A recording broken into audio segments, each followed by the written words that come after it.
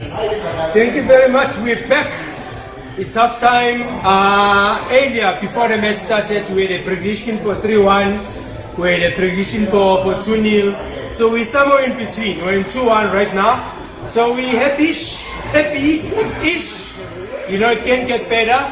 But yeah, there's a lot of positives to take. Let me introduce member. Again, just introduce yourself and then we'll take it from there. Hello. This is Tato Matawan from the Don Park. Thank you guys. Sorry I was late for the first video, but I'm here now. No stress. So Hassan, what have you observed? First 15 minutes, KG, but after that things opened up. What did you see? Where can we improve? Thank you, member. To be honest, I was little cagey with our lineup, but then I said, let me wait and trust my technical team. I looked at the first 5 minutes, we got hold of the ball, the way Sundowns know how, we tried to set them on a space, and then we saw the likes of Mishishi combining well with our new boy, not our new boy, Domingo. It was great. I was very impressed with that, Domingo, and our Pogba, Mval. He did well in the first demo. Then we took over from there. Yeah, let's talk about Pogba. You know, Pogba, I think he deserves a full 5 minutes talking about Pogba. When the starting lineup came out on our WhatsApp group,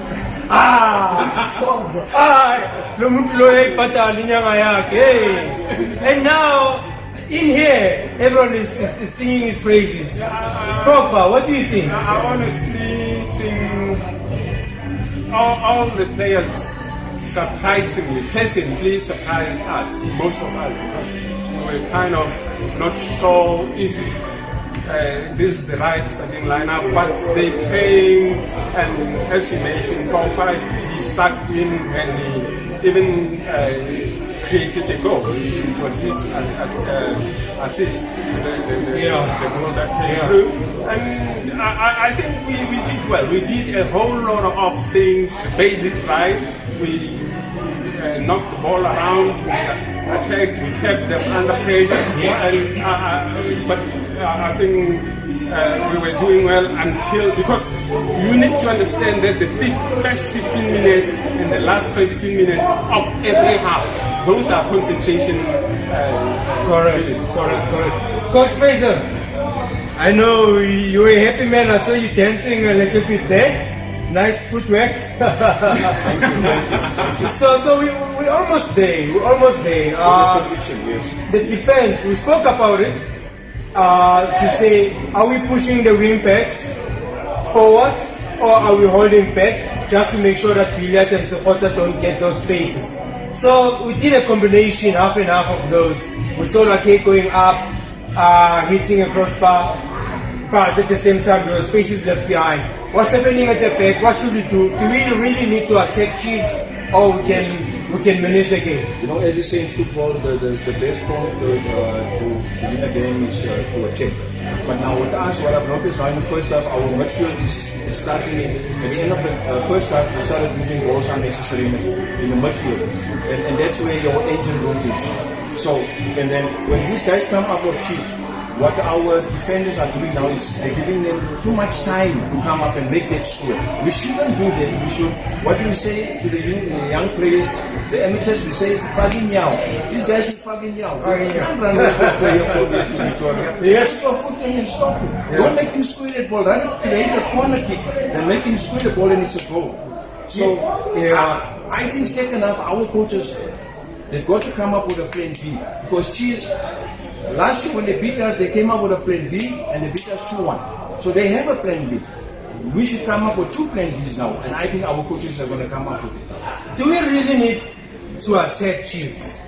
You know, I remember once upon a time, there were comments to say we don't really need to attack Chiefs because that's what they want. They sit, wait for you to push your wing backs up. Yeah. But now you saw there was 5 minutes to go to halftime, and Chiefs caught us on the counter. We had a 3 versus 2 situation. It's just their decision making to finish that move didn't work out. But do we really want to be caught on a counter when we're leading? Shouldn't we maybe hold back, let them throw more numbers forward, and then we use our fast men up front to capitalize? what do you think? What should we do? Should we keep going or hold back? I think, Brandon, so what we need to do going forward into the second half. I think just to mention something, Pogba got a caution. I think that's where my concern is. You know, it's the first game of the season, the rustiness. He might be late on one tackle and we are one man down. Going forward, I will suggest that the technical team, let's drop him down. Not that he is not playing well, he's my man of the match. You're always looking for excuses to bench to Pogba. No. He's my man of the match so far. I will drop him down and put AJ in for that rigidity there. Because we know Gomes is the ref. One mistake, Pogba is out, we are one man down. We don't need that. I'll take Mbala out and then put in Domingo. He played well as well. I'll introduce Mkulis just to stabilize and then we are fine. In terms of attacking, let's not attack. I'm with you there. Let's hold them. Let's see what they're going to do. The first 15 minutes will be very important for us because they're going to come guns blazing. And one thing that I've realized, our left, we have less water and block, which led to the goal. Like Kate drops deep inside, we leave a hole of space in that side. That's what led to Blom getting a pinpoint score. I think we can fix that and tell like Kate to go wider and have one river to cover them in the middle. I think we should be fine. Tumza, second half is coming. I'm sure 68 minutes, we're going to need some fresh legs. It's the first game of the season. The guys, we can expect some cramping if they go too long. Yeah. Who should you see in the second half? Who have you got in mind? As I said before, I would have loved to see Safranco. He might come with that surprising element that I'm talking about. He has been able to see the first 45 minutes. As a soccer player, he knows how to read the game. You can see the gaps, and I'll let's throw him. Are you saying our hitman Shalulila should go out? No. Shalulila, I said the guy you ask for 180%, he gives you. Then when we get Safrango in, who's going out? Sacrificing who's this guy? Mudiba. I don't see Mudiba that much. That's my view. I didn't see him that much, and we managed to play. Coach Faisal, let's now think of the balance now. I know we want to experiment and see new faces, but we need to remember this is not pre-season. This is an actual cup that we're desperate for. So heading into the second half, are we experimenting? Are we being conservative? Who would you like to see coming in? I fully agree with my colleague. If it brings some Franco in, and they take out our right back and put Modiba on the right back rather, maybe.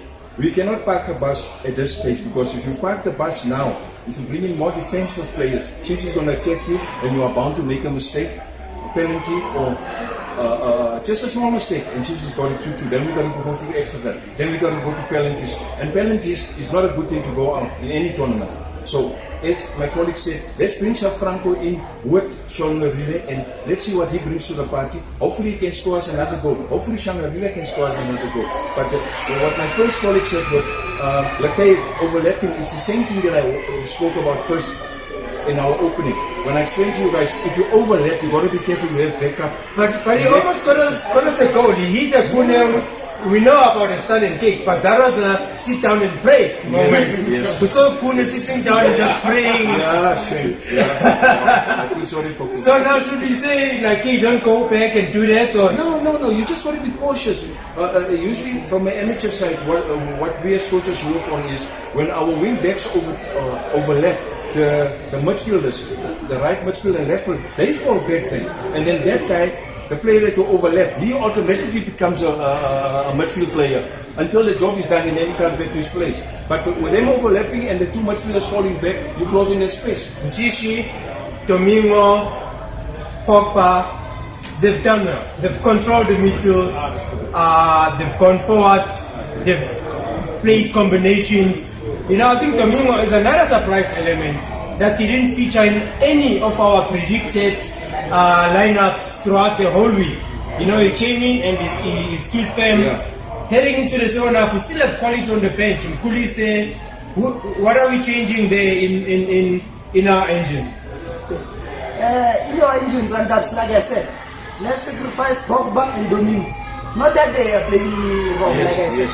Let's sacrifice those. We need Yes. energy, and I want them to save Pogba. Yes, yes. Because I don't want them to play Yes. with 10 men against this. Yes, I'll yes. sacrifice those things. I'm fully And with just you. to add on what my colleague said, I think now, like we don't need to achieve it. I will advise our technical team. Let's go with like K and D on one side, introduce Morena to be with Mdao on the other side. Let's stick with that thing. We know Morena can defend, can attack. Let's play Mdiba like K one side, Mdao, Morena that other side. Then you're killing Texas plane 100%. of throwing it to Sekgotla and Pimlet. 100%. Yeah. Alright, it's fine. Half time is over. Match is about to start. We'll be back at the end of the match for our celebration. Thank you.